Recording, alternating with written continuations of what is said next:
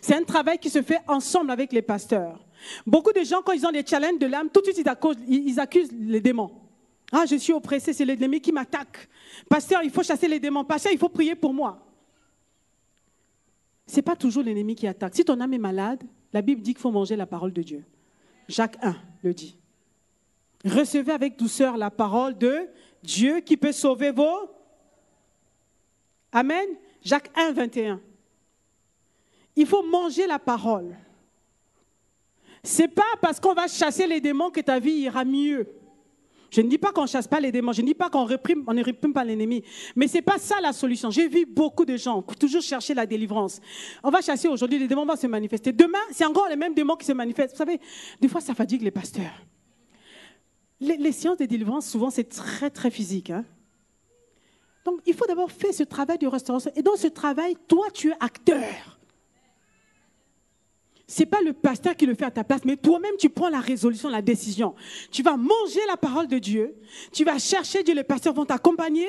La responsabilité de Dieu, c'est de te donner la parole. Il va inspirer son serviteur qui donne la parole. Toi, quand tu te retrouves chez toi à la maison, tu vas commencer à manger, à accepter cette parole et à commencer à renoncer aux choses passées. C'est un travail, il faut se faire violence. Pasteur Yvon a l'habitude de le dire, il a écrit un livre là, Neutraliser l'ennemi public numéro 1, la chair. C'est un livre qui est vraiment très riche. Je pense que c'est encore à la librairie. Je n'ai pas ramené, mais je crois que c'est à la librairie ici. Vous pouvez vous en procurer. Il parle vraiment de comment l'âme se comporte. Il parle de la chair, de l'âme et de l'esprit. Vous allez voir, ça vous aidera à faire la distinction entre ces trois parties de nous-mêmes et de pouvoir travailler à notre âme. J'insiste dessus. La femme est piégée souvent au niveau de son âme. Comme nous sommes des êtres émotionnels, c'est là que l'ennemi vient nous piéger. Et c'est de là que partent beaucoup de choses. Donc, avant de rentrer dans le foyer, accepte ce travail de restauration de l'âme. Amen. C'est important. Ne fais pas l'impasse. Réveille-toi. Travaille sur ton âme. Travaille sur ton âme. L'âme qui a été guérie pourra recevoir la parole de Dieu et sera à même de donner à l'autre. Amen. Tu ne peux pas donner ce que tu n'as pas reçu. Tu ne peux pas. Si tu n'as pas reçu le bonheur, tu ne pourras pas donner le bonheur. Donc, il faut accepter ce travail de restauration de l'âme. Beaucoup de femmes sont à découvert. Au niveau de l'âme. Au moins d'être, en fait, pour rentrer dans le foyer, il faut au minimum être à 0, mais pas à moins 10, moins 20. Quand tu as découvert, tu vas être comme une personne qui est tout le temps en manque. Tu rentres dans le foyer parce que tu cherches quelque chose et tu vas être envahissante.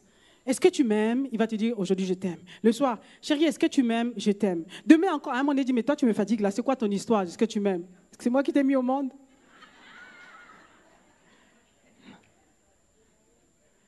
Amen. Est-ce que vous êtes avec moi aujourd'hui? Il faut être minimum à 0. En fait, idéalement, il faut être à 10 ou 20. Quand tu as suffisamment, tu peux donner. Tu peux donner l'amour, tu peux donner la tendresse, tu peux donner l'attention, tu peux donner le respect. Mais si tu as découvert, tu ne peux rien donner.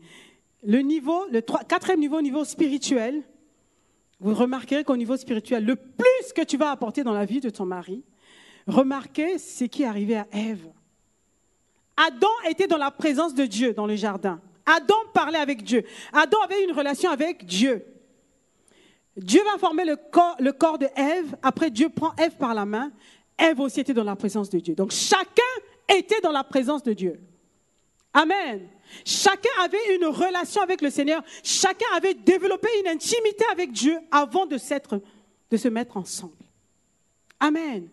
Donc, apporter un plus dans la vie d'un homme, c'est accepter que Dieu puisse à tout moment recharger tes batteries. Amen. Que tu sois OK spirituellement, en tout temps. Et être conscient qu'avec ton mari, vous formez une équipe. Tu n'es pas en compétition avec lui. Amen. Quel que soit ce que tu fais, quel que soit ce que tu gagnes, tu n'es pas en compétition avec ton mari. Vous êtes une seule personne. La Bible dit que vous êtes une seule chair. Donc vous formez une seule équipe. Vous savez, quand on fait partie d'une même équipe, lorsque l'autre est sur le terrain en train de jouer, celui qui est assis sur le banc est le premier supporter. Donc la première personne qui intercède pour celui qui est sur le terrain. Pourquoi? Parce que quand celui qui est sur le terrain marque un but, c'est l'équipe qui a marqué un but. Quand celui qui est sur le terrain gagne, c'est l'équipe qui a gagné. Et je dis souvent que dans le foyer, soit on gagne, soit on perd. Il n'y a pas qu'un qui a gagné, l'autre qui a perdu. Non. Celui qui gagne, si un gagne, on a gagné. Si un perd, on a tous perdu. Donc spirituellement, il faut être